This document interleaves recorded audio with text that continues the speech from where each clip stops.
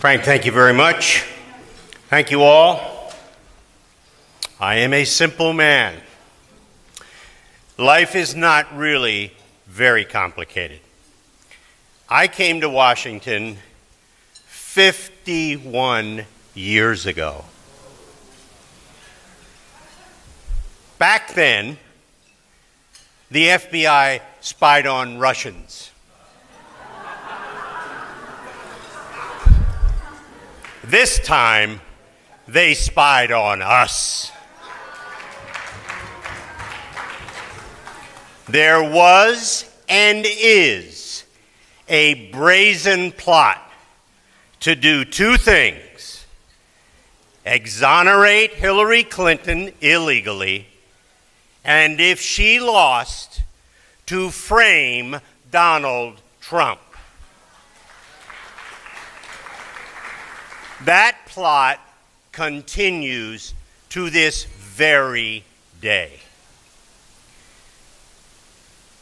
It takes a particular type of person to function in the swamp when you have a media, a mass media, a superstructure in the government that seeks to undo a duly elected president from his term in office. It takes people of extraordinary courage, vision, and fortitude to become engaged enough to seek truth where other people avoid it for the purpose of subverting the Constitution. Make no mistake about it. You are watching a coup d'etat with the complicity of the former administration, which lied its way through 8 years and then sought to thwart the will of the people by undoing this president. There are literally a handful of Americans who cared enough to stand up for the Constitution, because make no mistake about it, that's what this is about. Don't let anybody kid you. This isn't politics. This is an effort at sedition. Sedition in the truest sense of that word. You have people like the former FBI director who should be in an institution and not one of higher learning. There are people like the former director of the CIA, the former director of national intelligence, the former Secretary of Defense, who goes unnoticed in many of these discussions. There are lots of villains in this story, almost all of whom are lawyers. Almost all of whom are lawyers. There are a couple of heroes who aren't lawyers, but there's one who stands out above all else, who has put his name, his reputation, and his institution on the line to get at the truth. We would not know a third to a half of what we know now if it weren't for Tom Fitton and Judicial Watch.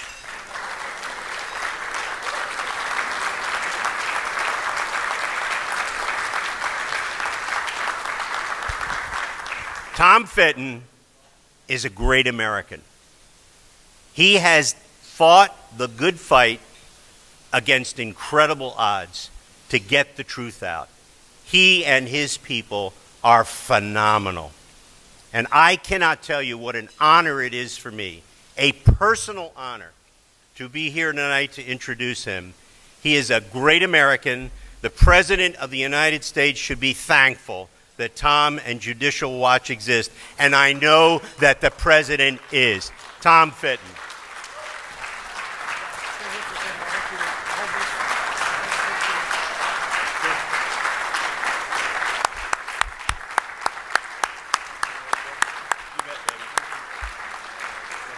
I'm just going to read the citation here.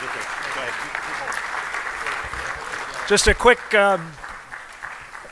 the citation that goes along with this award is the Freedom Flame Award recognizes individuals who have exemplified the ideals of freedom, democracy, economic opportunity, and international strength to which the Center for Security Policy is committed. The award acknowledges the past contributions of its recipients while serving as a reminder that the goals for which they have worked so valiantly require the continuing, unflagging efforts of those who follow in their footsteps. Joe, thank you.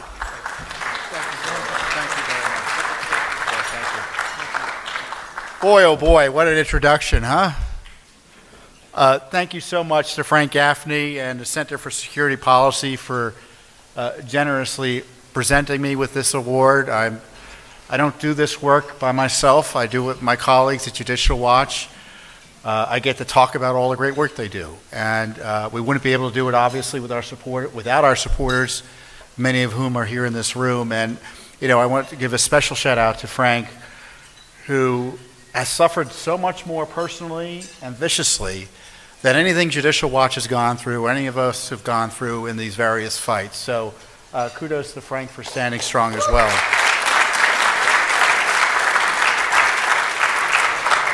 You know, and Joe and Victoria are my heroes. You know, sometimes I don't know what to say until I see what Joe says. How do I think about this? There's been this new development. How do we think about this? What does Victoria and Joe have to say about this? And it helps us solidify, as Joe has so ably done tonight, the crisis we're facing. You know, it's kind of a tough night for me because it's a year ago today I lost my mother. And my father died a few years before she did. But I don't say that to get a lot of sympathy. But isn't it a wonderful country? You know, my father was a supermarket manager. My mother had 10 children and then became a nurse. And I'm sure, I want you to take a few seconds and think about where you came from and where you are now. And we're here because we stand on the shoulders of our parents and grandparents who worked and slaved to get us here. And the least we can do is try to protect the country they gave us. Hear, hear.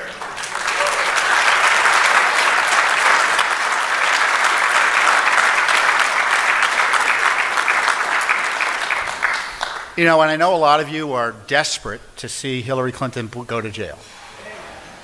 You know, I don't know if that's going to happen. It's unlikely it will happen. You know, but it's important, though, to know that we've won in many ways in terms of getting her held accountable to the extent possible, given our political system and the difficulties we have with pursuing justice against people in powerful places. You know, there's been rough justice. It's not been perfect justice, but there's rough justice. And certainly to the extent the American people were sitting as a grand jury on Election Day 2016, they indicted Hillary Clinton. And she's not president of the United States because of the misconduct that Judicial Watch caught her in with her email scandal.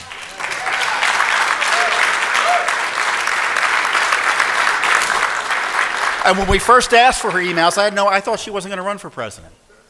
Frankly, we've been asking for them since 2011. And it was only as a result of our Benghazi Freedom of Information Act lawsuits, our lawsuits about asking her about, tell us about all this, how was it that Bill was able to raise $50 million personally and for his foundation while you were Secretary of State from the Russians, the Saudis, the Qatarians, you name it. It was those Freedom of Information Act lawsuits that led to the exposure of the Clinton email scandal. And little did I know that that Clinton email scandal would so frighten the establishment that they would immediately start to go figure out ways to get out of it. And the way they thought about the way they got out of it, or tried to get out of it, was by sicking the FBI and the Justice Department on Donald Trump. This Justice Department and the FBI, while it was supposed to be prosecuting and investigating Hillary Clinton, was actually working with her campaign to come up with fraudulent reasons to spy on, investigate, and target Donald Trump and his team. There's no scandal like that in American history. Not in the history of the FBI, not in the history of the Justice Department. Now, the Democrats and the left will talk about these ridiculous Trump scandals and the administration. You know, I'm sure there are some ethical problems no matter what administration you have. We know that at Judicial Watch. We've sued the Trump administration 50 plus times already for documents.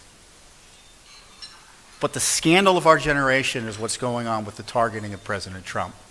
The hijacking of the FBI and the CIA and the Justice Department and the Defense Department and who knows what other agencies to try to drive him out of office.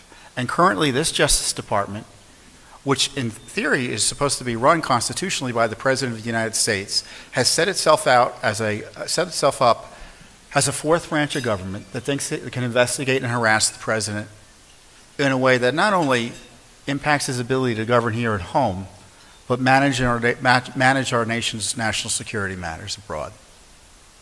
Why else would this Justice Department, who is running this Justice Department, that it would allow the Justice Department to embarrass and harass the President with this ridiculous indictment or plea agreement, Michael Cohen, as he's going to a summit in South America, in the middle of a crisis with Russia over its aggressive actions against the Ukraine.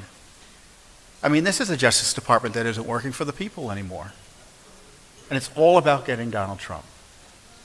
Now, everyone else will try to distract you for some other things in the meantime, but that's the crisis of our time, and Judicial Watch is in the forefront of trying to figure out what's going on there. Over 30 Freedom of Information Act lawsuits alone. And we have ideas for more aggressive action. We'll see if that's taken. But some of these lawsuits, for instance, led to the disclosure that this FBI met with Clinton spy Christopher Steele 11 times in 2016. No, excuse me, 13 times. They only paid him cash 11 of those times.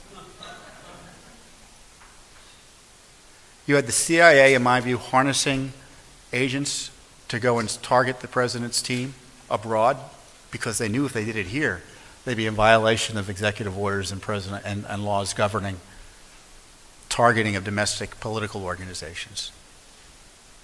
It's a scandal beyond all measure.